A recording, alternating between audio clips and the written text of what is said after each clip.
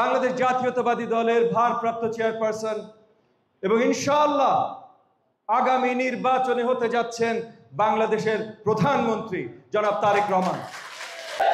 আমরা একে অপরের সম্পূরক, আমরা সবাই তারেক রহমানের বাহিনী, আমরা সবাই বেগম খালেদা জিয়ার বাহিনী। সবার উপরে ধন্যবাদ জানাতে চাই দেশনেত্রী বেগম খালেদা জিয়া, যার নেতৃত্বে আমরা এখনো এই গত বছরও জুলাই আন্দোলন পর্যন্ত আমরা ফ্যাসিবাদ বিরোধী আন্দোলন করে গেছি এই দেশকে ফ্যাসিবাদ মুক্ত করবার জন্য, গণতন্ত্রের পথ দেখাবার জন্য। এবং একই সাথে আমাদের কার্যকরী নেতৃত্ব যিনি গত 10 বছর ধরে দিয়েছেন, যার নেতৃত্বে জুলাই আন্দোলন অনেক আগে থেকেই আমরা আন্দোলনরত ছিলাম। আমরা নির্বাচনী কাজে খুব তাড়াতাড়ি চলে যেতে হবে। আজকে আমি শুনেছি কয়েকজন ভাই, আমার শ্রদ্ধেয় ভাই, আপনারা সবাই আমার ভাই এবং বোন, আপনারা অভিভাবক বলতে চান, আপনারা কর্মী বলতে চান, আমার কিছু আসে যায় না ভাই, আমার কাছে সবাই ভাই আর বোন। আমার কিছু শ্রদ্ধেয় ভাইয়েরা আজকে ওখানে যে কিছু কথা বলেছেন আমি পরিষ্কার করতে চাই।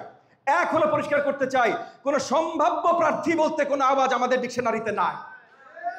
নির্বাচন সামনে চলে আসছে, জামাত ইসলাম সব জায়গায় ক্যানভাসিং করে বেড়াচ্ছে, আমাদের ক্যান্ডিডেট ফাইনাল, এখানে আমার সম্ভাব্য কিসের?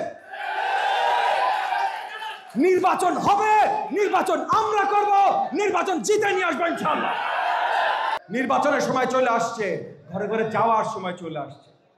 আপনাদের ছাড়া আমি ঘরে ঘরে যাইতে পারবো না, আমাকে ছাড়া আপনারা ঘরে ঘরে নিতে পারবেন না। আপনি ঘরে ঘরে যাবেন, যাইবেন, ধানের শীষে ভোট চাইতে কার জন্য চাইবেন ভাই? আপনাদের ক্যান্ডিডেট আমি ঘরে ঘরে যাইতে যাবো, ধানের শীষের ভোট চাইতে কে নিয়ে যাবে? আপনারা না থাকলে আমি যাবো কেমনে? তো আমি আপনাদের ছাড়া কিচ্ছু না, কিন্তু এটাও ভুলে যায় না ভাই, আপনারাও আমার ছাড়া কিচ্ছু না। আমরা একে অপরের সম্পূরক, আমরা সবাই তারেক রহমানের বাহিনী, আমরা সবাই বেগম খালেদা জিয়ার বাহিনী। এই নির্বাচন আমাদের জিততেই হবে। আমি জানি ভাই, আপনারা কেউ 19 বছর, কেউ 15 বছর, আমি নিজেই তো 11-12 বছর বহুত যুদ্ধ করে আসছি, কিন্তু গত 14 মাস আমাদের বড় যুদ্ধ ছিল না। অনেকে অনেক আরামে গেছেন, অনেকেই গেছেন। দেখেন না, অন্তর্বর্তীকালীন সরকারে যারা আছে তারা সবাই 20 কেজি ওজন বেড়ে গেছে খাইতে খাইতে।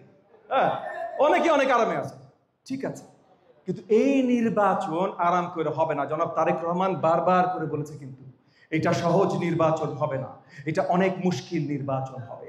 দেশে বিদেশে আমাদের বিরুদ্ধে, জনাব তারেক রহমানের বিরুদ্ধে, ধানের শীষের বিরুদ্ধে, বাংলাদেশের গণতন্ত্রের বিরুদ্ধে সারাক্ষণ ষড়যন্ত্র চলছে।